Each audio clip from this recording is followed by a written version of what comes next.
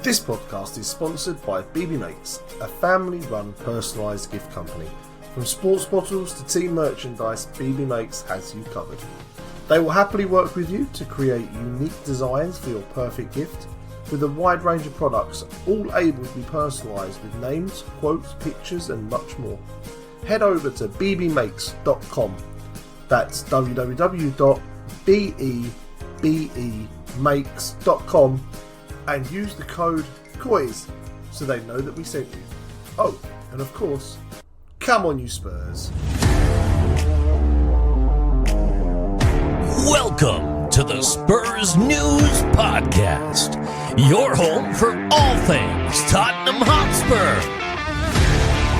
Now, here are your hosts.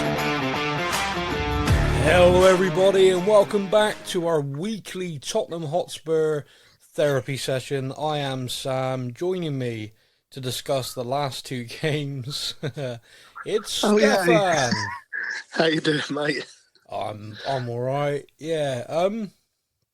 I need to give a public announcement that, again, I am still really not that well and I am still wheezing a fair bit. I will try my best not to, but just in case anyone decides to email in and go, will Stefan stop breathing down the phone?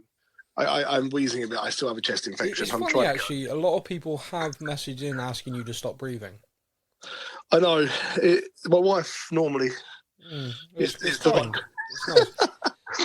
Actually, last week we did get a message coming to the Facebook page which said someone else, this is like completely independent, but it's the second person I've seen, said that they're now getting used to you. I think that's a compliment. I think it's a compliment. I mean, when they say getting used to me. Yeah, you know, like when you sort of like smack yourself and you've got a really bad injury and you gradually adjust, you know, you're kind of like, okay, I've now reached an age where I can't just walk these things off. It's painful, but I've got to keep going.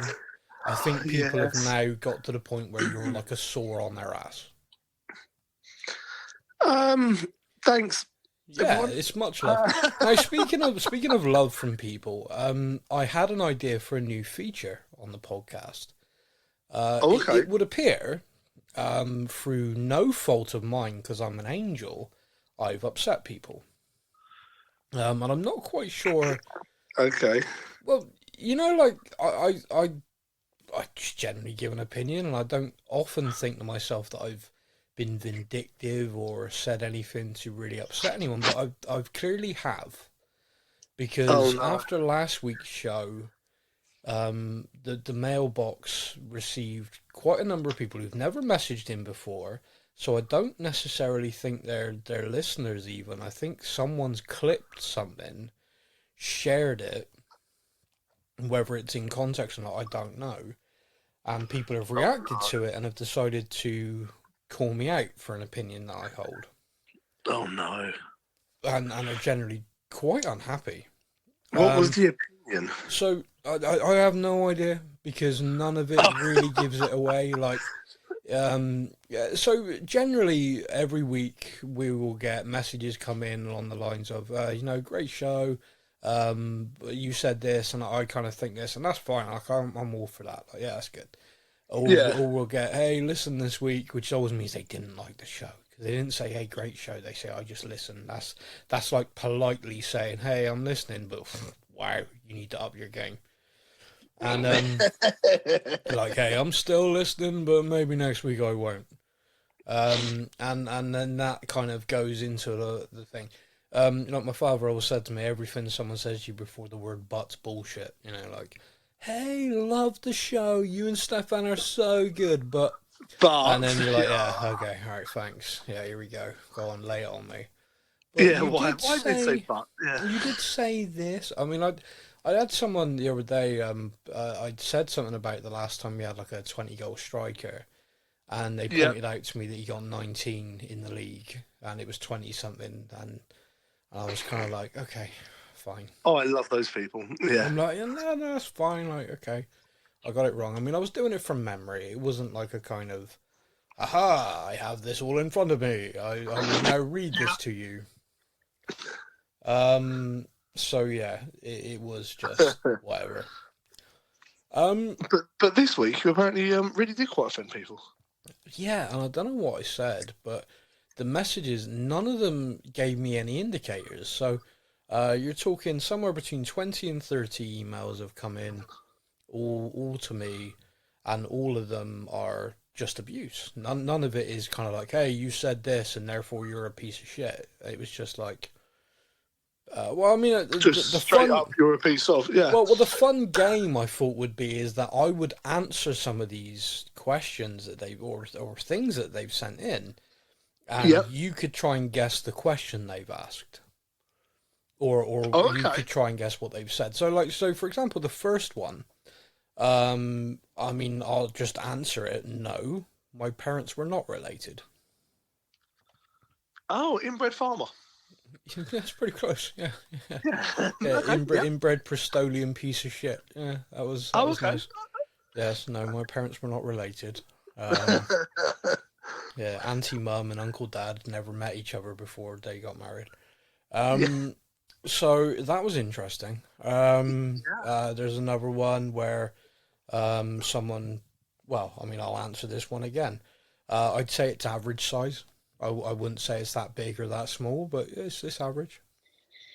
Sam is giving off some big dick energy in his podcast. Is that what it is? No, kind of the other way. Kind of the other okay. way. Yeah. Okay. But the energy thing was right. It was Yep. you give off small dick energy. It's like, oh, thank you, that's nice. Do you know it's really lovely when my mum messages in though. It's nice to hear from her. It's good. Yeah. Okay, I'll answer another one. Which is I'll say I'm not gay. I don't have anything against anyone who is, and but I personally am not. Sometimes I think my life would be easier if I was. I look at some gay relationships I know, and they genuinely look quite happy. But no. So that no, question was clearly love listening to the podcast. Your voice is amazing. Do you fancy going for a coffee? And unfortunately, no, it wasn't No? that. It was on the lines of I would like to rectally exam with my tiny penis one of the Tottenham chairman board members. Yes. Oh, okay. Yeah. Okay. I bum Levy was the general thing. It's I always find it kind of funny, like when someone says something like that to me. It's like, oh, in 1 week, not that long ago, I had 2 emails, and one was like, oh my god, if I have to listen to your pro-Levy nonsense anymore, I'm just never going to listen again. And then I had another email from someone saying, the fact that you constantly go after Daniel Levy is getting boring now. Can't you just acknowledge the things he does well? And I kind of looked at it. Podcast. Yeah, from the same show. And I kind of looked at it and I thought, I always try to think to myself that I'm fairly balanced on most things. So I kind of looked at it and went, hey, I've done it. I've achieved where I want to be. That's balance. That is balance. But I kind of like both sides of the argument that like me, not both sides of the argument that hate me. But I guess, you don't get everything you want. No, you found balance. That's what you need to go with. Yeah, so I think going forward we'll sort of look at that. Okay, so that's that feature anyway. I mean, it's kind of... I mean, I could set it to music, get a nice little intro and outro made for it, maybe, but I'm kind of hoping maybe it's just a 1 week kind of thing. I don't know, Sam answers your questions. Could be a fun little feature. Well, we do already have, like, fan questions, and this could be not fan questions. Yeah. Yeah, I mean... Steph guesses the abuse. Yeah, I mean, a few of them are just straight up threats. So basically saying, if we ever see you at the Tottenham Hotspur Stadium, you're dead, which is normally funny because they probably don't go to the games themselves.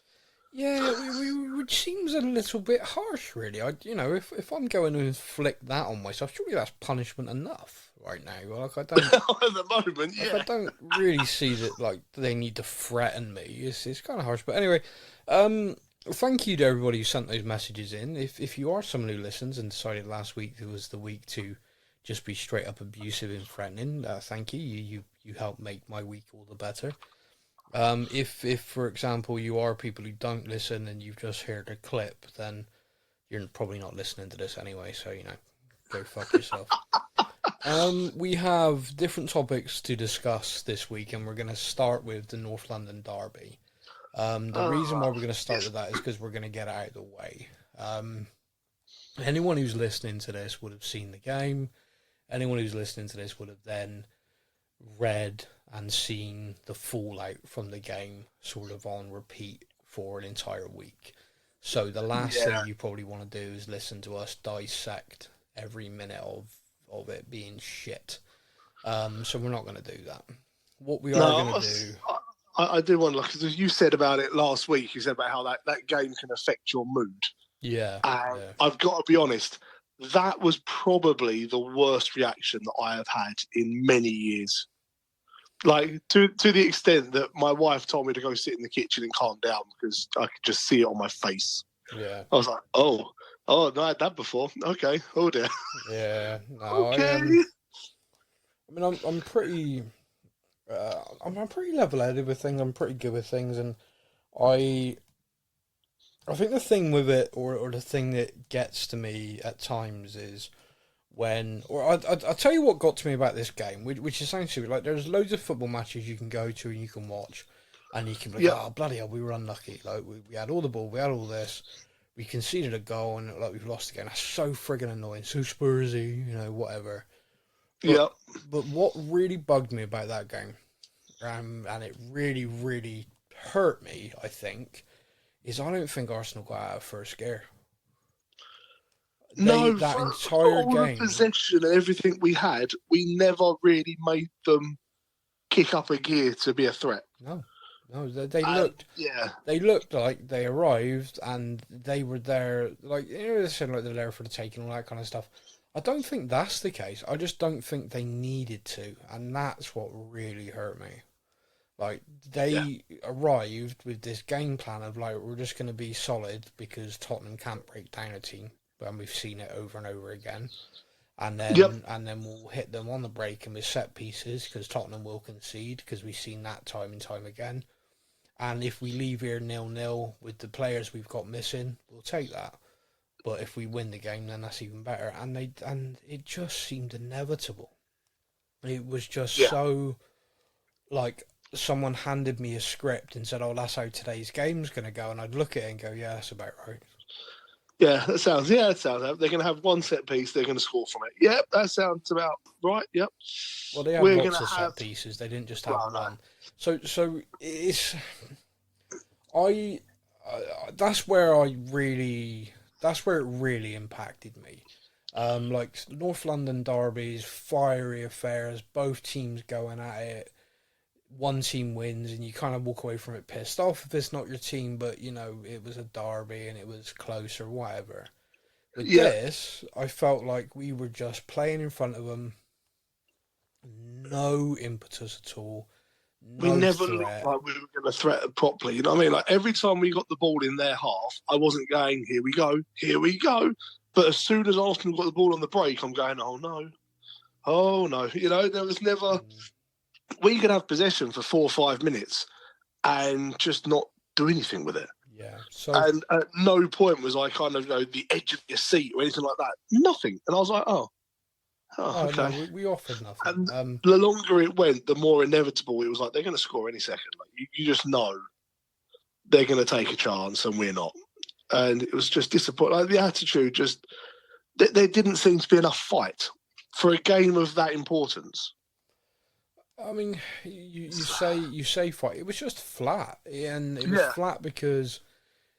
But like all I can say is, and it. God, this hurts me, is Arsenal did everything right. They arrived at our stadium knowing there would be an atmosphere, knowing that we would come at them, like control the ball, and they just killed it.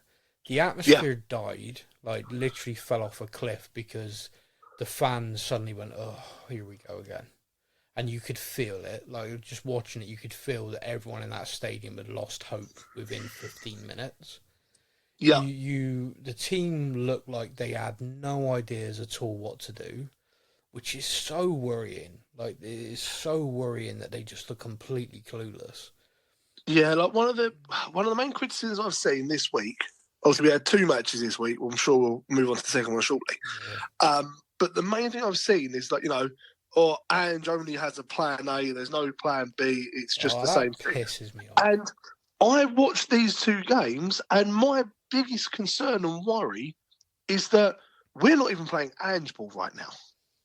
No, Ange ball was fast tempo, get the ball, kind of moving around quickly and attack. And I'm watching these games, and I'm like, we're getting the ball, slowing the whole game down, and just keeping the ball. And I'm like, this isn't even handball. So people kicking off going, oh, he's only got handball, he's got nothing else. My concern is, but with handball, we were dominating, scoring loads of goals, and it was good. Even the games we lost 3-2, we were like, oh, it's a good game to watch, though.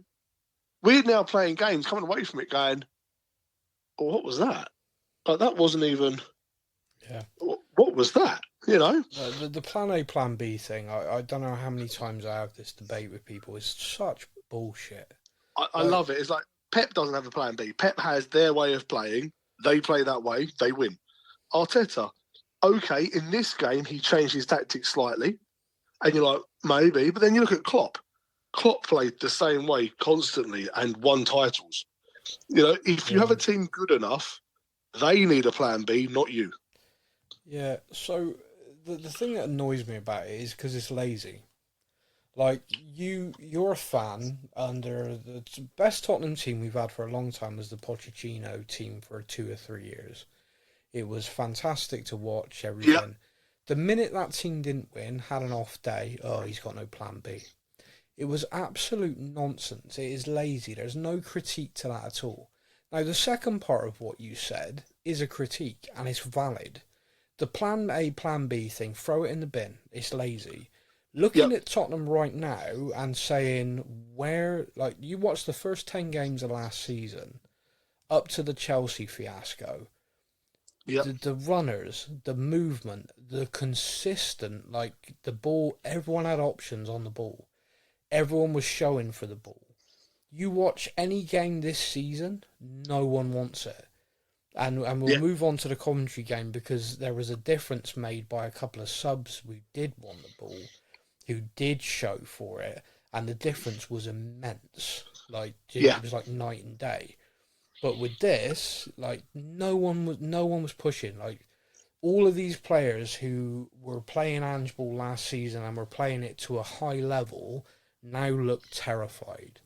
They look like they don't know what to do. And there are several people out there just saying, you know, what's going on? Because, you know, and that's valid. It is a valid thing for me to look at that and go, I don't get how within the first 10 games he had his message across.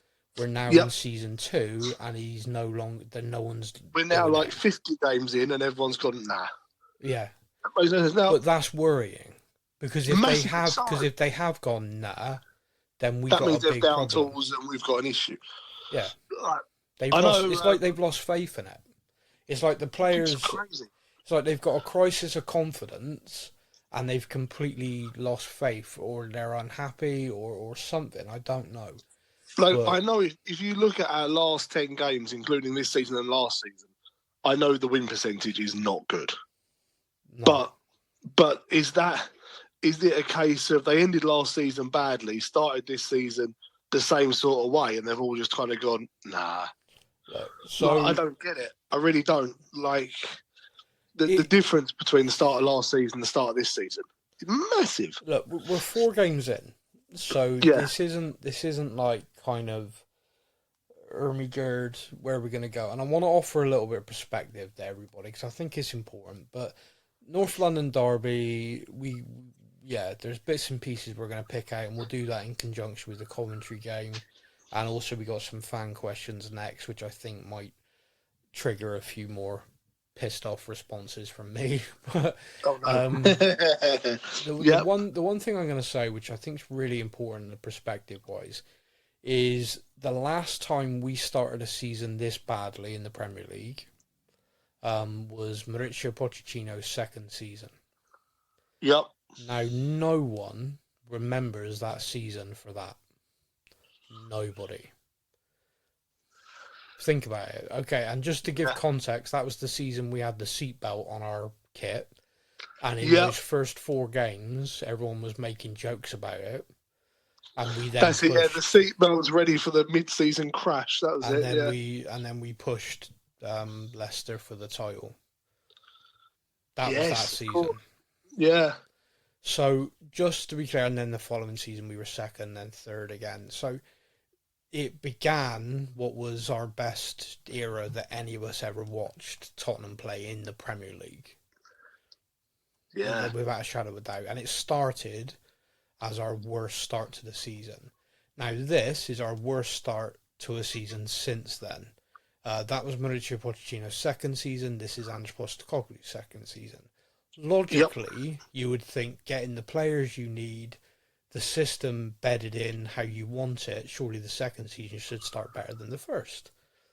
But it would appear, for whatever reason, it's just not clicking right now. But the thing is, again, this is me perhaps being uber positive, we're doing a lot of stuff right. We are just lacking a killer instinct. We're lacking a final ball. It's like we're trying to score the perfect goal. Now, I've seen that before in teams. Like, I've seen that before in teams that everyone complimented and then sort of went, oh, yeah, but they're not going to win anything because, you know, they're always trying to pass it into the net. They're trying to do this, trying to do that. Yep. As much as it hurts me, the team that I've seen it in the most recently and have evolved from it was Arsenal. In Mikel Arteta's second season in charge of the Gooners, he actually said after the first 8 games, we're possibly going to be in a relegation fight. That's how bad they started that season. Wow. And they finished at 8th. That was his second 8th place finished in the league in a row with seasons 1 and 2. Now, Arsenal fans were screaming for his head, calling him a fraud. And for every Arsenal fan that I know, and they to this, like, and I know quite a few, sadly, because they've given me nothing but shit this week, they all are like, we all wanted him gone. Like, desperately wanted him gone. He was, like, Pep's assistant, and he didn't know what he was doing. Yes, yeah, and I remember before that. And what they did at Arsenal is they went, no, right? We are not chopping and changing managers and projects and starting everything all over again like we've done since Wenger left. Like, guy comes in, this is how I want to play, this is it, and we build a team, and then he leaves and we got to start again. We are going to back this individual and say, right, go for it. Right, you have got time. You have got our faith, our backing. You keep building this team the way you want to build it. And the minute he showed that he could get them going forward, they backed him massively. And they are now pushing for the title and Champions League and everything. Second or third season in a row, yeah. Now, with us, the word coming from the club is that they are backing Ange and they are saying, this is the way we as a club want to play. So he is our guy, and therefore we are backing him to keep moving forward, converting the squad, making it this way, because we appreciate that the squad had become completely stale and needed overhauling. Yeah. It's true. I mean, the amount of players changeover since Ange took over is huge. It's something like 20-something players have gone. We've had a lot of in and outs, yeah. It's massive. It is absolutely huge. And it needed to happen. Like, there isn't a Tottenham fan out there who didn't look at the squad and go, it's gone completely stale. It's ballsed up. We need, like the Deadwood had to go. People were writing lists constantly, like, all these players need to go. I mean, Polynesian Dan. Yeah, Polynesian Dan wrote a list every single window going, I want all these players gone. And I used to argue with him loads, like, you can't do all that in one window. Like, you just can't be done. And we'd go backwards and forwards on it all the time. Well, I dare say if Dan were to try and make that list now, it's pretty much done. Like, if you look back, it's pretty much done it. Like, there's probably a couple left, but that's it. And there's a couple, and their contracts are expiring. Well, yeah, there's a couple like personal ones that I didn't want to see leave, but understood why they had to. Yeah. There's a few players that I think were kind of overdue moving on to somewhere else. Yeah. There was a couple of players that, like, the bids came in. It was like, yeah, do you know what? That's the right move. We can replace them with this player. Yeah. But yeah, the overhaul's been phenomenal. Yeah, the amount of players huge. in and out, and there are still, like I say, there's a couple of players, but we seem to be like, we had this summer, we released 3 players. Yeah. When was the last time we did something like that instead of going, give them a year extension? Yeah, massively. Give them a year extension and try and get some money for them. No, we just went straight out, right, we're buying the contract out, get out. Yeah, and it needed to happen because they lingered like a bad smell, and that's some more than others. Now, the next part of this, which which is kind of like strange, I guess, or just where it really comes down to opinion, especially around the North London derby, is where people see the players, like where people view, like, I felt frustrated in that game, and we have a little group chat, and in that group chat, which is away from everyone else's eyes but the people in the group, we were discussing individuals in there just not performing. Yes. We discussed a variety of players in there, including Brennan Johnson, where I said all of my fears upon us signing him for the money we did are kind of bearing fruit at the moment. Which is, and me and you had this discussion on the podcast, and we've had this discussion between us. I was very excited for his sign. Yeah, and I never was. And I was just kind of, I don't see it. And then there were little glimpses every now and again. I'd see something, and I'd be like, oh, okay, all right. If that's something he can do, all right, okay, yeah. So I can see the promise. I can understand now.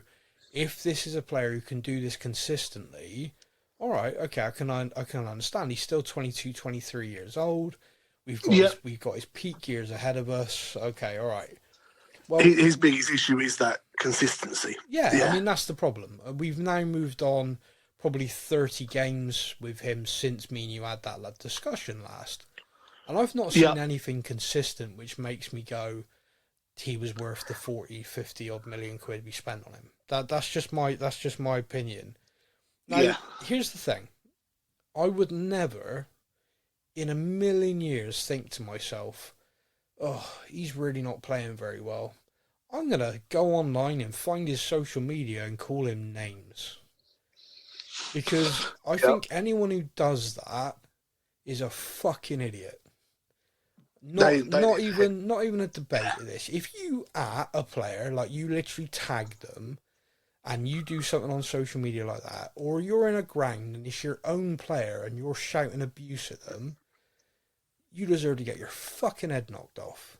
You are the biggest fool, inbred motherfucker on the planet. And if you're listening to this, and that's you, fucking stop listening, because I don't want you listening.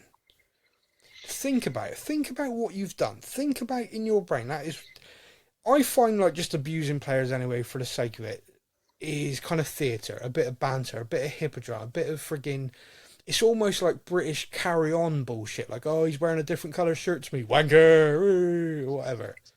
That's football, that's culture, whatever. If I look at it sometimes and just think, Jesus, that's embarrassing. But it's what it is, right? He's your player. What are you doing? Yeah. What good is going to come from abusing this kid so much he's deactivated his Instagram? He had already made it so no one could comment on his stuff if they weren't friends with him because of the abuse he got when he signed for us from Tottenham fans. Isn't it? Absolutely. And yet people were sending him messages after the North London derby so much he deactivated his social media, to the point that when this same player scores a last-minute winner for us in the League Cup, he doesn't even celebrate because he is so fucking broken because of these knuckle-dragging wank shafts who are just hide behind their keyboards. That all you need to do is look at that game. He scores a goal. He kind of jogs off to the corner because, pretty much momentum took him that way. Yeah. He stands there. He high-fives a few people, does a bit of a sniff, spit, walks off. Yeah. At the end of the game, Son tries to push him in front of the Spurs he's not fans interested. at the end of the game, and he literally walks forward, claps twice, drops his hands, and walks off. Why would and he? You're like, oh. Why would he want to do anything for them now? No. Why would he is literally playing football for his teammates now. Yeah. He doesn't care for the fans, and I don't blame him. No. I really don't. Like, he, as a professional footballer, and he appears to have a very good relation with a lot of the players in the squad. Yeah. And I fully believe that, he will play the best he can for his teammates and for his club and stuff, yes. But when he didn't celebrate scoring an injury time winner in the cup, man, that hurt me to watch that. It was awful. Like considering that's a player that I have bigged up since we signed him. Yep. And I have been over the moon that we signed him. To watch a player score an injury time winner and just not even celebrate. Like, you go back to the game against Brentford last season. Yeah. And Neil Trollpay, or whatever his name was, the Muppet from France, scored and took the piss out of the celebration. Yeah. And then Johnson scores up the other end, and it's like he does the piss take celebration, big smile on his face, tongue out, taking the piss with Johnson, taking the piss with Maddison about the celebration stuff. Puts on Instagram afterwards, not in our house, and all this sort of thing. Yeah. And you're like, yes, he is getting it. Like, he is getting the Spurs way. Love that. Brilliant. Okay, great. And now you look at him, he's scoring injury time winners and going, whatever. I don't want to celebrate. I don't want to celebrate with you guys because you guys will hate me. So why would I bother celebrating with you? Why I'm here to do a job. And it is awful. Awful. It is awful. That's happened. Well, people forget, supporters. You're supposed to support your team. Yeah. Like, the worst bit is this is not the first player in the last 12 months. It won't be the last because no.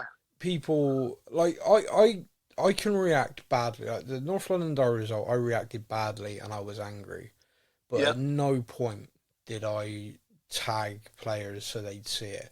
And this whole notion of they earn so much money, they should fucking deal with it. Get in the bin. Like, they are human beings. Massively. Massively. What the fuck? I mean, I saw one person tagging him on Twitter and other people calling him out. And he said, it ain't like he's going to read it anyway. It's just going to be his social media team. Like, you've literally just seen him delete his Instagram. And your reaction to that is to go to Twitter and start tagging him in abuse because you can't tag him in abuse on Instagram anymore. I couldn't believe that. Seeing that as well was just unbelievable. Like, okay, he's deleted Instagram. I can't tag him or inbox him there. Oh, let me go onto Twitter and start tagging him there. It's like, let's just go throw abuse somewhere else that you'd hopefully see it. And I go, well, it doesn't matter. Like, the whole, it's just absolutely... it doesn't matter. He earns X amount of grand a week. He doesn't... Of course he cares. I mean, I'd love to know where that comes from. I'd love to know what prat thinks that the more money you earn, the less inclined you are to deal with mental health issues or to feel pain or anything. Like, where's the cut-off, mate? Is it $1,000 a week? $2,000? $3,000? $4,000? Like, I've earned some good money sometimes, and I still struggle. So all I know is that I would love to have a yearly salary that hits the amount that you genuinely go, don't care about anything. Because I don't think there is one. There isn't. Your problems are different, but you've still got problems. Every single person's got stuff going on in their lives.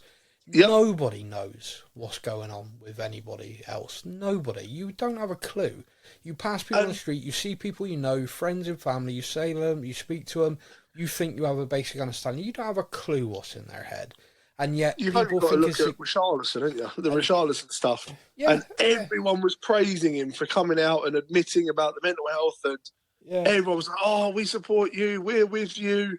And basically all that did was put his name off. Okay, we can't send him abuse because, next person. No, it's not done that at all. I was like, for fuck's sake. It's not done that at all. He still gets abuse. Yeah. He still gets dog abuse from our own fans. It's pathetic. And don't get me wrong, I'm not just saying I'm a Tottenham fan, so I'm calling out Tottenham fans for doing it. I'm sure it happens in every other club, but it is absolutely fucking appalling. And everyone involved in that should be ashamed of themselves. But they probably won't be because I don't think they understand it enough. No, the amount of toxicity that is in the Spurs fans at the moment is just not... It's not acceptable. It makes you realise that when you're running this football club, listening to the fans isn't on the high up your agenda, because when you see stuff like this you must think fuck them. Yeah. And I say that knowing that on a regular basis I'm critical of the way this club's run and the way the fans are treated, But I think if I was running this club and I was aware of what they just done to Brennan Johnson, the fans, I'd think, fuck them. Why am I bending over backwards to help these ingrates?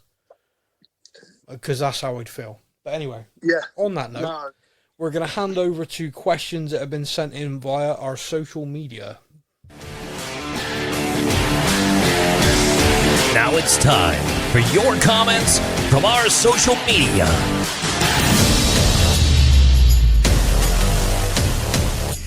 I mean, I literally just said that. I don't know why I then pressed the button for him to send it. Now, we do have stuff from Instagram this week, so clearly my begging worked. Would you like to start with Instagram, or do you want to start with Facebook? All reliable. Oh, do you know what? Let's save the best till last. Let's start with Facebook. Seems a little bit harsh, but okay. Right, we're heading on to Facebook, so let's... I feel like that was the one you didn't have lined up. That's exactly the way it was, but it's all good. It's all good. Okay, we're going to open with Ryan Miller. Ryan Miller says, at the moment, it doesn't feel like we are playing Ange ball at all. Each game has been painful to watch.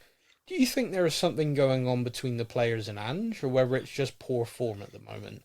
Also, wanted to say the online abuse Johnson got is disgraceful, and the fact he didn't even celebrate his goal was a real sad sight to see. Okay, so, yeah, we just talked about all of that. Sorry, Ryan. Ryan spoke to me. He's messaged me as well, and we've kind of had that conversation at the same time. So basically, you stole Ryan's stick, and you've kind of run with it. And now I've read Ryan's question out, you're kind of like, oh, isn't that interesting that someone said all of that? Okay. No, I feel like it was the other way around. We had a good conversation. He's gone, oh, I'm going to nick that. I'm on to you, Ryan. I'm on to you. All right. So the one thing I'd say about is there a problem between the players and Ange? I mean, that's impossible to know. The one thing I would say is shit gets leaked via agents very fast. So if there was an issue, the typical thing you'll get is press stories about the training not being very good. All right? Yeah. So everyone keep an eye out for that. If that starts dropping in the next week or two, then yeah, there's a problem. All right? So keep an eye out for that. That's the... It's difficult as well, because when you see the social media stuff that comes out from the club, yeah, and everyone seems very happy, very kind of on their way, everyone's together, there's a good kind of team... like energy there and stuff. And then you're like, but the problem is you can also understand that, well, of course they're going to only put the good stuff out because there'd be no point in them putting the bad stuff out. Yeah. So you kind of have that little bit of, no, look, everyone's really happy. And then you're kind of like, are they? Yeah. Yeah. I don't know. Again, this is toxic, but I see them put stuff out with players looking happy, and every other comment is, why the fuck are they smiling? They should try and win games. And so, again, where's the incentive to be together and be happy at work when that's the reaction you get? So, I don't think there's an issue, but keep an eye out for that. Like that, typically, when you start seeing press stories like that, I'm thinking, who's our next manager? Genuinely, so, So if you're not seeing that anywhere, then the players haven't turned on him yet, because that happens so fast when they do. Managers and agents, they're like dogs with 10 dicks when they get that opportunity to leak stuff. So whether it's just poor form, that was a fantastic analogy. I like that one. Yeah, you're welcome. Whether it's just poor form, to me, I look at us right now, and I don't think it's a crisis of confidence. They look like a group of people who no longer believe they can do what they were doing before, or no longer believe that if they do what they were, they just look, they look drained, and I don't know what's happened to do that. I don't know whether there's been changes in the coaching team. Chris Davis has left, new coaches have come in. I have no idea. But something isn't the same, and whatever it is needs to be addressed. And I think so. There's this whole thing about the crisis of kind of confidence thing. Yeah. And that is something I feel like the Spurs team has had for a long time. This whole lack of confidence in abilities and stuff. But then you listen to Ange come out in the press conferences And even after losing the North London derby, he was like, no, I didn't say I usually win things my second year. I said I always win things my second year. Yeah, that's Ange. That's different. And I believe that these players, like he said, no, I believe these players will win us something this year. And that belief that he has, I'm like, oh man, we need the players to buy into that. Yeah. Like if we can, as the players can build, like if they can buy into that mentality of, fuck yeah, we're going to win something this year. Yeah. Damn straight we are. Then we've got a lot better chance. You know? Yes, you're right. If people think they might win, they have a better chance. Thanks, mate. Brilliant. Yeah. You know what I mean? It's about having the confidence in yourself, isn't it? Yeah. John Hogan says, is it Spurs fans that don't like their team? Is it just Spurs fans? Sorry. No, I don't think it is, but obviously from our point of view, it's just what we see. See, the thing is I'm a podcaster that does both Tottenham stuff, and I also do a show which is entertainment. It's called the Stuff and Things podcast. That's me and Steph. And we talk about all different things. And one of the stuff we talk about is Star Wars and the Star Wars TV series. And I can tell you this, the Tottenham fan base are pretty much like Star Wars fans. Much as no one hates Star Wars as much as Star Wars fans, and it would appear no one hates Tottenham quite like Tottenham fans. It's insane. Yeah. Tom Perk says, 2 positives from the Coventry game. 1, that third kit is sexy. I happen to agree with that. And also, I am a big fan of that kit, yeah. Also, green kit equals late winner, by the way. Just so everyone's keeping their mind on that. Hey, that's true. That is true. Johnson scoring that goal after the week he must have had, but why are the transitions from defence to attack so slow? Is Ange telling Udogie not to pick up the ball or break and bomb down the wing? No. See, this is Barry Fowles answers Tom and says, for me, I don't understand why Sarr and Benny aren't showing for the ball and carrying it. This is such a thing.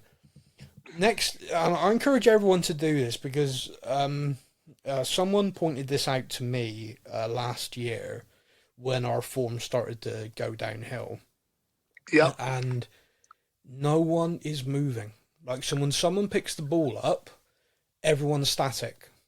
Now, in those first 10 games, it was perpetual motion. The reason why we were blowing teams away is every time someone was on the ball, like Maddison got on the ball, everyone's been really critical of Maddison's form and have been for a while. You can paint me in that as well. But the one thing I would say is that Maddison cannot pass the ball to people in good positions if no one's in a frigging good position. He is going to be knocking it sideways and trying, and he is ending up in games deeper and deeper and deeper to get on the ball. Now, the reason why is because teams have worked out that we are not carrying a goal threat in the middle anymore. And this to me is where we have a major problem. Richarlison didn't scare teams like Harry Kane did. Just didn't. And therefore, they'd leave a guy on Richarlison, but that was it. And when he found form, he was getting in front of that guy consistently and scoring. Like, he had a purple patch last season, but then, of course, he got injured again. I mean, that purple patch was kind of the moment, even myself, like, I was very critical of Richarlison from signing him and that first season. But when he went through that purple patch, even I was sitting there going, here we go. Here we go. This is what we wanted. Now, like Brennan Johnson, when we signed Solanke, I was not that enamoured. That's not a player that I looked at and went, oh, I'm excited by that. That doesn't mean I don't think I understand the signing, because I do. All the statistics and everything that's there and all the data, the way he plays. Every part of that smacks that he's an Ange, very much a centre forward in Ange's making. Since he's joined us, there's not one part of me that thinks he's going to add a goal scoring threat. I hope, to all of my gods, that I'm wrong and he's going to get one go in off his shin and then we'll start rifling them, and then all of a sudden he'll feel comfortable and then we will carry a goal scoring threat in the middle again and teams will have to set up differently. Because right now they are setting up where every time Son gets the ball, there are 2 people on him. Every team who play us do it now. Son cannot escape. Son cannot get passed around because they're just watch these points in the next time you watch Tottenham play. Son has always got 2 people on him, Maddison, if he goes into the final third, has a holding midfielder or someone will become his shadow. The only time he can shake that off is if he comes deep. And when he comes deep, no one's moving. Like, the fullbacks are static. The central defenders are behind him in static. The midfielders are static. The forwards are static. No one is moving and showing for the ball. This is a major issue. We play out from the back. And the Pochettino's team played out from the back. And what you ever listen to Toby Alderweireld and Jan Vertonghen talk about why they were so good is because anytime they were under pressure, they had what they called the release valve. They gave the ball to Dembele. And that guy didn't lose the ball. He would turn and take the ball forward. I saw a compilation of his the other day, someone put together, and I was just like, oh, wow. Wow, we really had a player. Like, that was insane. Yeah. I don't think we appreciated him as much until he left. Just one of those players that when he hit that form, when he hit his peak with us, it was just something else. Like, I watched him some games, and it was just like, you're on another planet, mate. This is ridiculous. But my point is that no one's doing that. Basuma, every now and again, will do it, but he loses the ball too much. He will take the ball, try and turn. Now, Sarr was doing it, and Sarr's lost his confidence. Now, we talk a lot about, like, why these young players look like they're kind of nervous, that sort of thing. Lots of young people, especially, live their lives on social media.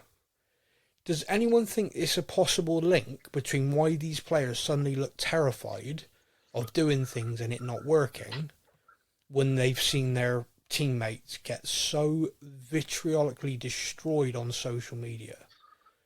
There is not a doubt in my mind that plays a part in some of these young men's thinking. Because they do. They live on socials. The younger ones, definitely. Yeah, like, they're going to be in the training ground, finish training, phone's going to be out. Like, we talk about the younger ones, right? Like, I'm talking about the younger ones. Like, I'm 41. Everyone in that squad's young to me. Everyone. Like, maybe Bentancur's pushing it a bit. Fraser Forster, right, you're the old man. But I'm talking anyone in their 20s in there is a social media nut. All the way down to the teenagers. Like, the teenagers are probably more TikTok than they are Insta, but the 20-year-olds are all Instagram. Yep. All of them are. They're all like that. And anyone in their 30s was probably Twitter. But they are all into their social media, all of them. And you only got to look. They're all posting and commenting on each other's stuff and things like that. Yeah. So I cannot... I've got a 24-year-old little sister. And she has got 4 or 5 different Twitter accounts. Okay. And I'm like, why have you got so many Twitter accounts? Oh, because I don't want the people that are on that Twitter account to know that I talk about this. That's weird. Like, but that's a lifestyle. Like, that is when you say about, like, the social media and the youngsters. Like, she's so worried that someone on her normal Twitter feed might see that she's got a different Twitter feed talking about something else. She's so worried about random strangers giving her abuse for talking about that on that account. And she's not a famous person. She's just a general, normal person. So you can imagine how nervous someone who is in the spotlight must be to check their social media and go, oh, no, more abuse. Yeah. So going back to these, Gary Hawthorne says, realistically, our only chance of a trophy is in the domestic cups. So why play our worst team in it? Does money mean more to the board than the success to a trophy? Sorry, Gary. Gary Hawthorne. Gary, the worst team in it seems. There was a lot of first-team players that played that game. So to say our worst team, that's bad. No, I don't like the level of rotation in that game. Right, I'm going to say this right now. Because I've watched that happen time and time again, and I felt we were massively being shitty to Coventry. Yeah, we were disjointed and awful. Coventry also rotated 7 players, by the way.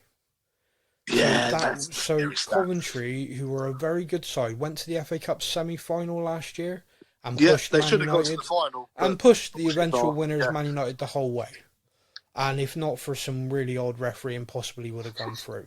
Not for VAR. Now, they shouldn't have been treated like that. Now, if it was a home game, that level of rotation again, maybe you can get away with it more. But against a Championship side who were playing at their ground on an evening kickoff, I felt it was just a recipe for disaster. You show up playing disjointed. Now, what I don't understand is if you were going to name the strong players on the bench, surely a better mentality is start with them, win, go 2-0 up, 3-0 up, then take them off. Like, if you've got them on the bench thinking, oh, it'd be nice if I don't have to use them, what part of Tottenham's history has ever taught anyone ever that that's going to happen? Like, how many times in cup games do we see Harry Kane sat on the bench, basically like, am I coming on now? Like it's still, like, we're now 2-0 down, am I coming on now?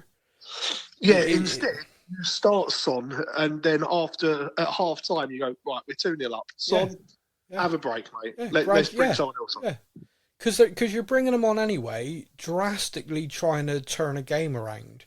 And you're thinking to yourself, surely that's when people are going to get injured, coming off the bench and having to come on and be like, running around like a lunatic trying to do something. To me, I don't understand that. And loads of managers do it, but I don't understand the thinking behind it. There's probably some sports scientists saying, there's data here that says he shouldn't start, whatever, I don't know. But, like, for me, surely, like, I don't know, the case of an injury, like, surely there is more chance of an injury. Like, we brought Son and Maddison on for that last little bit. Yeah. Surely there's more chance for an injury when they are having to give 150% and they are desperately, the desperation kicks in. So you're making that extra lunge for a ball or, that extra stretch to keep it under control and stuff. Surely your injury chances are going to be higher. Yeah, well, that's what I was just saying. Yeah, I don't get it. It's crazy. The other part to that is our realistic chance of success is a trophy in a domestic cup. I mean, maybe. But at the same time, I don't see... See, I disagree with that. I think our best chance for trophy this season is the Europa League. Yeah. The new format, the no Champions League teams dropping into it. Like, I'm pretty sure in the bookies we are favourites to win the Europa League. I do think that is our genuine best chance for trophy. Like, in real stupid terms, the FA Cup and the Carabao Cup have got Arsenal, Liverpool, Man City. You've also, they're in there as well, and they are now more and more as the years go on, taking those cups more and more serious. And in the Europa League, there are some good European teams in there, but I don't look at the Europa League and go, oh, wait a minute. I genuinely look at that and go, that is ours to win. The problem I have is that I said the exact same thing when we were in that first season of the Europa Conference League. Yeah. And we were by far the best team in that competition. Yeah. And we didn't give it respect. We didn't take it seriously. And we got knocked out and was left sitting there going, what have we just done? Like, why have we done that? Because no one cared. Yeah. And that comes from the board down. No one gave a shit about it. It wasn't the Champions League, so no one mattered. It didn't matter. Yeah. And whereas I think Angie's kind of mentality of, I win something in my second season, I think he is going to be looking at that Europa League and going, we're going to win that. You say that, he then rotated 8 players in a game that last season he lost by rotating 8 to 9 players. And what I realise as well is that last season, we had the exact same conversation. Yeah. At the exact same time last season. Yeah. Me saying he's going to take Cup seriously, he wants to win something. Yeah. And then you turn around going, yeah, but he rested 7 players and we lost to Fulham. And I'm like, oh, yeah. Yeah. This is my point, and does he have the genuine belief? Which, if he genuinely believes that he can rotate that many players, and he still expects us to go out there and get the victories, then I'm like, okay, like it's dangerous but brave. Okay, yeah, mate, we are running out of time. We need to crack on with other questions. Sorry. Okay. So we had a message sent into Facebook by Michael Jasper. And as Michael says, how many players has Stefan decided needs selling this week, then flip-flop back to loving them? That was harsh. It's true. That was harsh. I don't want to sell any of the players this week. Yeah, the answer is 3. Okay, going over to Instagram, we had a message in come from Chris. Chris, it's been ages since you messaged in, and I've now forgotten how to pronounce your surname. Chris Vidley? Chris says, "Hi Laura, I hope you've been well. Thank you for being the backbone of this great poddy. My question for this week is Mickey being wasted at left centre-back? Whilst I understand his importance to how we play, is moving him to left-back a good way to shake things up, having him higher up the pitch? Get more out of him. He has shown he can find the back of the net." This was a debate that came out last season when we had an injury crisis which needed him to cover at left-back. Yeah. Playing centre-back and full-back, especially in Ange's system, is two very, very different things. And he himself, quite intelligently, I think, said no. He said he couldn't do it. He will move across and cover there if needed. He will definitely do that. But he understands that in the level of sprints and the kilometres covered in a fullback compared to centre half is night and day. It really, really is. Like, we see him do those sprints and we're like, wow, look at that recovery and stuff. He does that maybe 3 times in a game, 5. Yeah, he has a little bit of time to recover. Yeah, the fullbacks, right now they're not doing it very well, but they are up and down the entire game. And it just wouldn't work. He isn't, you look at his build, his physique, the way he plays, we would lose far too much. Like, him being caught up the pitch, us trying to hold a high line without him would just be insane. So although logically I get that point of view, it just wouldn't work. The other answer is, would you drop him doggy for him? Because I wouldn't. Like, Destiny starts every day of the week. Right now, I'd drop him in a heartbeat. I think he's been really poor. Oh, really? Yeah, not for Van der Ven, but you only got to look at what was the difference when we moved the right back over the left back. And Spence was night and day. Fantastic. His ability, he showed for the ball, he pushed forward, he drove when he had the ball, and he scored the equaliser. Udogie is just completely looking lost at the moment. Yeah, fair point. Yeah, I think he's a phenomenal player, but right now he is not hitting any sort of heights, but there's no one pushing him. So maybe Jed Spence playing left back in the next game might give him a kick up the ass, but he looks like someone who just thinks he can show up and get the shirt at the moment, and that's not a good place to be. No, very true. Finally, the Johnny Stark is back, and he says, "Is the set piece concession actually a coaching problem, or is it a Vicario problem?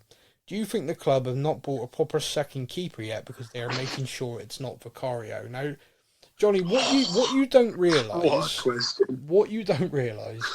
is that me, Polynesian Dan, and Steph are very close to violence over this because we have very different opinions. And in our group chat, I have consistently defended Vicario because it's my belief, and I'll let you talk in a minute, or I might mute you, depending on my mood. I believe that he is being scapegoated with this. I believe that a narrative has been created by Gary Neville, who every time we had a corner against Arsenal was, oh, look at him, he's flapping, he's this, he's that. Oh, he ain't doing anything, he's not doing. And it's bullshit. Like, last season, he was getting fouled, and everyone knew he was getting fouled except for referees.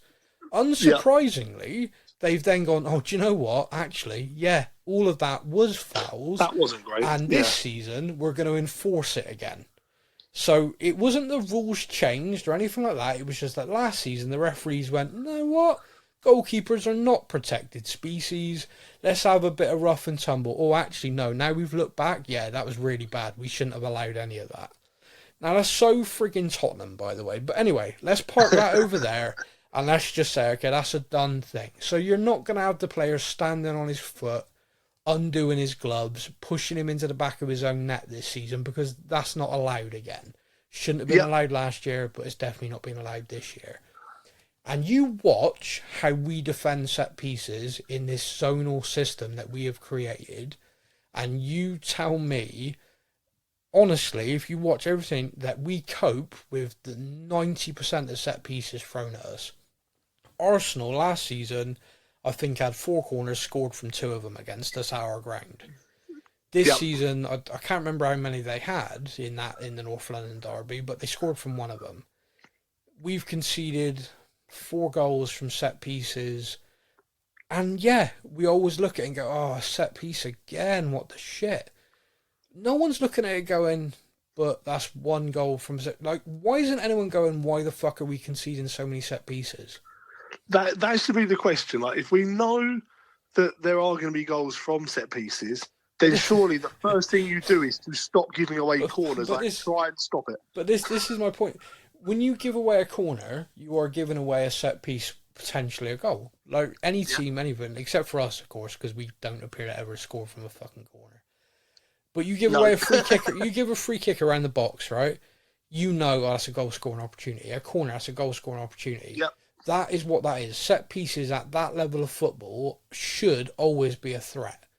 And if you as a team are giving away that many that we are, then eventually, guess what?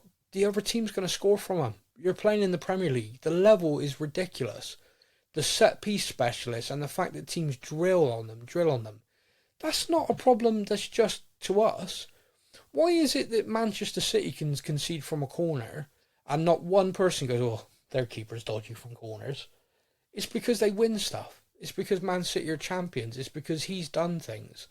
If Vicario was the Italian goalkeeper that won the World Cup or something, no one would be slagging him off.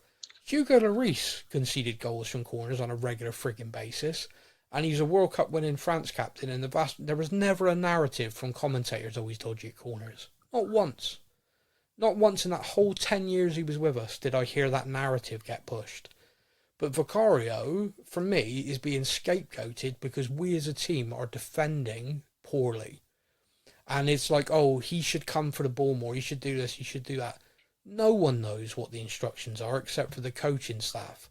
Nobody knows whether they're saying, right, if the ball goes into this area, that's yours, the ball goes in this area, that's yours.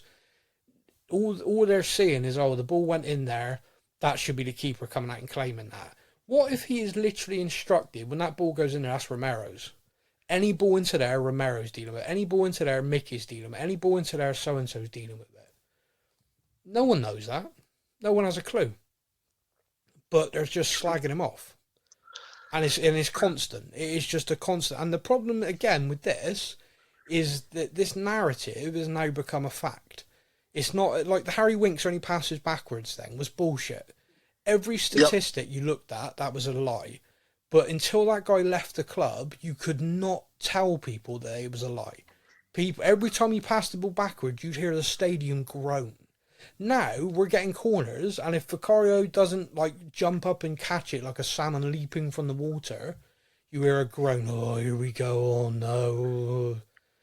And it's because this friggin' narrative now exists that there's a problem. We are creating the problem. We are perpetuating it by discussing it and talking about it all the time. And you watch, right? We played Coventry in the week, right? Anyone watching Coventry, the first corner we conceded, what was the first thing the commentator said? We were 90 seconds into that game, and the commentators talked about, oh, Tottenham are dodgy from corners. That was it. Yep. Straight away. It is a narrative that now exists. Now, we as a team need to deal with that, and we as a team need to get past it. But I can completely understand why Ange's getting pissed off. He's like, we faced 20 corners in a game, we conceded 1 goal. So why the fuck aren't you talking about the 19 we defended really well? Why the fuck aren't we talking about why the hell are we conceding that many bloody corners? Like, that's where my issue is. And when he says, I'm not worried about that, like, his worry is why the hell are we, with 70% of possession, not scoring more goals? And goals change games. Goal massively change games. Yep. Like, if a team sits in a low block and we blow them away and score, they can't sit in a low block anymore. They can't do that. They got to open up. And if teams open up against us, we can tear them apart. I mean, just look at the Coventry game. We struggled to score till the 88th minute. Yeah. And as soon as we scored, their heads dropped, and we scored another 4 minutes later. Yeah. It is a monumental thing in football. The goals change game, and it's so cliched and so kind of obvious, but this is where our problem is right now. We are not scoring. We are doing everything right except for scoring goals. We're controlling the ball, controlling the attack. We're doing all of these things, but our movement in the final third's poor. Doing it like we concede that goal against Arsenal, everyone would be aggravated. But if we're 3-0 up when it happens, no one gives a shit. And this is the point that we need to keep drawing back to. Like, we need to get, if we start scoring, all of a sudden this all changes, like this whole thing. But whilst we're not scoring, every single little detail of every single player is being inspected, minutiae, and these narratives are being created. Johnson can't beat a man. That's a narrative that now exists. The only winger we've got who's able to beat someone's Odegaard, and he's just out injured. You know, so Son's washed up. Son can't play at this level anymore. All of these narratives are appearing, like, and it's all Spurs fans that are starting them, which is just so batshit. And then you've got guys like Gary Neville and stuff like that on commentary, and they're just perpetuating it. All they are doing is every single time you've got him on commentary and we concede a corner, that's all you're going to hear. They're just going to keep talking about, oh, look, he's flapping, he's doing this. It's nonsense. He's not doing anything any different to any other goalkeeper in the league. But he's being picked on it right now because we are conceding goals. Now, if we have got a coach set for set pieces, both offensive and defensive. If that coach is looking at this going, we concede this many corners, we're conceding this many goals, to me that's okay. That's a ratio I'm comfortable with. Then it's so difficult because it's just we're not scoring. Like, and this is the thing. Like, we would anyone. I said this to someone the other day on Twitter, and they argued with me. But I don't think anyone gives a shit if we're winning games. Like, we're winning 3-1, 4-1, 4-2. No one cares. No. Like, these things get ironed out when you're up. You're kind of doing stuff. And Ange ball, you're always going to concede. You are always going to concede goals when you play this way. Like, my argument was that Man City concede goals, but they win games so comfortably so often. And the thing came back is like they got one of the best defensive records in the league consistently for the last few years.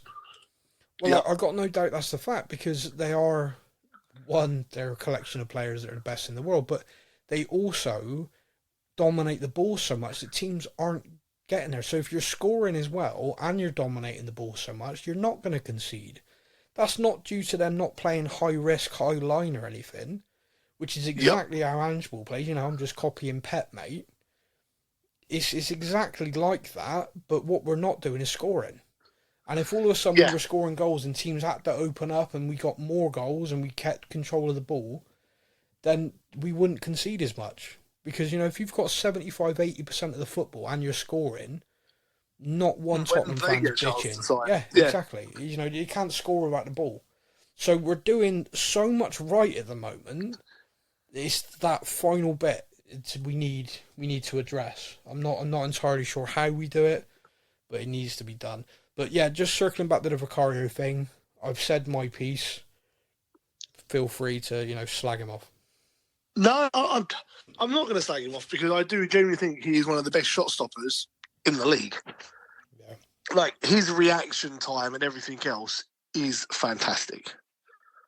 You know, I'm not going to criticise that at all. I do get frustrated when, like against Arsenal, he scored a header from about 4 yards out, and I'm just kind of like, in my head, that should be the keeper's territory. And like you say, we don't know what the tactics are, what they're being told. What I was more frustrated about is the fact that Romero, who is a world-class defender, got a slight nudge and then had his back to the ball when they scored the header. And I'm like, dude, come on. Like, you are such a good defender, but that is such a silly mistake. Like, the little nudge, he should be stronger. And then to have his back to the ball when the defender's jumping unchallenged to score, you're kind of like, that's the issue. Not so much the goalkeeper. The issue is the man marking. That's what annoyed me more in that situation. It's interesting that. With the whole, is Vicario a second choice goalkeeper? No, I don't think so. The little nudge thing is kind of interesting to me. I never saw it in the real time of the game. And when they did the analysis calling it out after the game, I'd switched off because I was furious.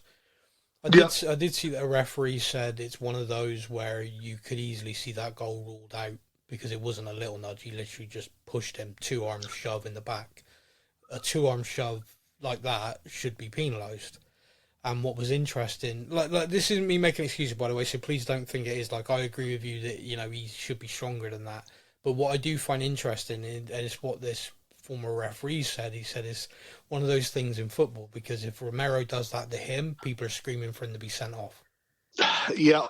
Like, you know, there's this thing where if like, you Romero, shove him over in the box and he's the attacker. And it's a penalty. You know, he's given away a penalty. 2-arm shove on the player's chest or back. Yeah. And the player goes down. That's a penalty and a red card. They're screaming for penalties. Yeah, well, it's two-arm, like they said, like hand to face, 2-arm shove like that. That is a thing. Another thing, of course, in that game is when Vicario gets grabbed by his shirt. And the player... This, I have no idea what the hell this is about. Yeah. Like... So the player's booked for a challenge. Yeah, and then Vicario says something to him and the guy grabs him by his shirt. Now, that's another yellow card. That guy should have been sent off. Timber. Yeah, how that has happened, I don't understand. Now, Vicario gets booked for that interaction, but not Timber. Now, the thing that came from the referee, they had on commentary for that, well, you know, it would have been a second yellow, so the degree needs to be higher. God, that makes me angry. Bollocks. That's such bollocks, isn't it? Yeah, that's really is a nonsense. But look, we've sort of jumped around a lot. Thank you to everybody for sending in the questions. We really appreciate it. The Coventry game, I think the only thing we can say is that was probably one of the worst performances I've seen us put together, but we won. Sometimes perhaps you need that to kind of turn things around. We're obviously going to see, we play Brentford this weekend. Yes. Brentford, like every other team who play us right now, are going to play a low block. They are going to show up to be organised, to counter and to beat us like that. Yeah. If we struggle again, I think the narratives and this kind of doom and gloom feeling is going to really take hold. And then we got problems. Basically, that's if we manage to blow Brentford away and put together a performance, I think people might take it as okay. Let's see where we go. But right now, I don't feel confident of that at all. We don't look like we're ready to do that. And the players who need to get scoring, like Solanke against Coventry, a championship side, I heard his name twice when he was on the pitch. Yeah. Yep. And that started in the second half. The first half, he was anonymous. And it's worrying. That was concerning. Very. It's massively worrying because, you know, you spent 60-odd million quid on a striker. You're buying goals. He doesn't even look like scoring right now. And you would hope. I understood why he was started because, you know, give him some game time, get him used to the team. Yeah. All of that made complete sense. Well, he arrived and got injured. Like, he spent the whole last season injury-free, and he arrived and got injured straight away. So it all makes perfect sense. Like, get game time, get going, hopefully get a goal and get yourself feeling more settled. We got... we need him to score. Like, Brentford, we really need him to score. Because the longer this goes, the worse it's going to get. So, look, Brentford prediction then? Go on. What do you reckon the score is going to be? 2-0. 2. To us. Okay. I'm going 2-1 Brentford. I am that way at the minute. Okay, so thank you very much for everybody for listening. If you want to send abuse, send it to sam@spursnews.co.uk. I'll gladly read it all and talk about it next week. If you want to send nice things, you can also send it to that email address. You can also get in touch via any of the socials, Instagram, Facebook, Twitter. It's me on Twitter, so again, you can abuse me there. We also have a TikTok account because everyone should have a TikTok account because we're young and hip, yo. And we will be back next week to discuss the Brentford game and our match against Qarabag. Yeah, so that will be next Thursday. So we will be discussing that. We'll be like one of the first shows to talk about it. That'll be fun. Until then, everybody, you all take care. Come on, you Spurs.